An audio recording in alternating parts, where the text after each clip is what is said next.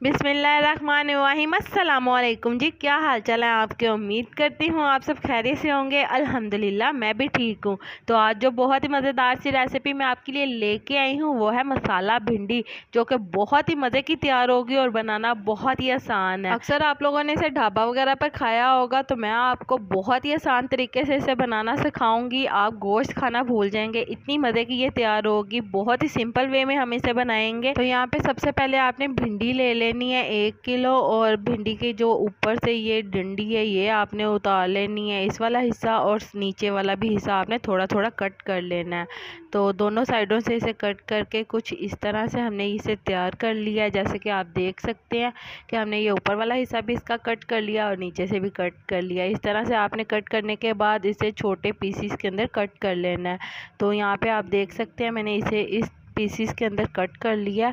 तो आपने भी इसी तरह से इतने पीसीस के अंदर इसे कट कर लेना है। और इसके बाद यहाँ पे आपने एक अदद पतीली ले लेनी है और इसके अंदर आपने 1 कप घी का शामिल कर देना है। जैसे घी थोड़ा सा गर्म होगा, हम इसके अंदर 2 अदद मीडियम साइज़ की प्याज कटी हुई शामिल करेंगे और इसे हम इतना पका लेंगे कि इसका थोड़ा सा कलर चेंज हो जाए। आपने इसे गोल्डन ब्राउन बिल्कुल नहीं करना, बस इसका थोड़ा सा जैसे ही कलर चेंज होगा तो हम इसके अंदर शामिल कर देंगे लहसुन अदरक का पेस्ट 2 टेबल स्पून। और ये शामिल करने के बाद आपने इसे अच्छी तरह से मिक्स कर लेना और 1 से 2 मिनट के लिए इसे भून लेना ताकि तमाम फ्लेवर अच्छी तरह से आ जाए। साथ ही इसके अंदर साबुत हरी मिर्ची शामिल कर देंगे 8 से 9 अदद, और 1 अदद टमाटर शामिल कर देंगे बड़े साइज़ का।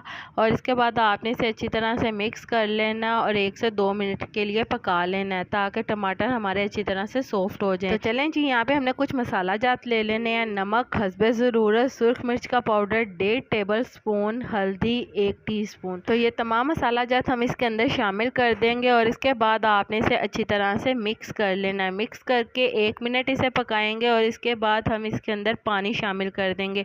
पानी आपने यहाँ पे 1 कप शामिल कर देना है और 1 कप पानी शामिल करके अच्छी तरह से इसे मिक्स कर लेंगे ताकि हमारा मसाला नीचे ना लगे। अच्छी तरह से मिक्स करने के बाद आपने इसे पका लेना है कि ये घी छोड़ दे। और यहाँ पे आप देख सकते हैं कि हमने भिंडियों को छोटा छोटा कट कर लिया। आपने भी इसी साइज़ के अंदर इसे कट कर लेना जिस साइज़ में मैंने इसे कट किया। और आप देख सकते हैं इसके बाद यहाँ पे आप देख सकते हैं कि हमारा मसाला बहुत अच्छी तरह से भुन चुका है और इसने घी छोड़ दिया है। इसी तरह से आपने भी इसे अच्छी तरह से भून लेना है और इसके बाद यहाँ पे आपने ये सारी भिंडियाँ इसके अंदर शामिल कर देनी है। बहुत ही आसान तरीका है बनाने का, आपने इस तरीके से लाजमी ट्राई करना है, आपको बहुत पसंद आएगी ये रेसिपी। इस तरीके से आप झटपट तैयार कर लेंगे। तो मसाले में शामिल करने के बाद आपने इसे 1 से 2 मिनट के लिए मसाले के साथ भून लेना है ताकि मसाले का फ्लेवर अच्छी तरह से भिंडियों के अंदर आ जाए।